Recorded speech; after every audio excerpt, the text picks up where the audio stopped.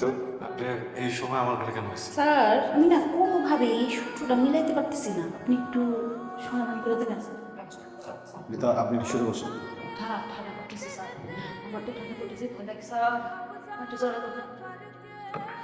যেহেতু আপনি রুম থেকে বাইরে যান। আরে স্যার এমন করতেছেন কেন? বেরোতে পারেন না, স্যার। আচ্ছা স্যার আপনার কিছু করা লাগবে না, আমি করবো। আমি করবো না, আল্লাহ! আল্লাহ! আমার স্যার খুব খারাপ। অনেক যা আন্দোলন ধরে নিয়ে আয়।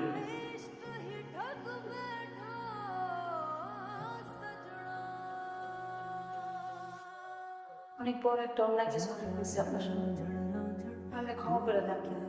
হ্যাঁ, আমার কারণে তো আপনার সম্মান গেছে, আপনার সম্মান ফেরত দিব।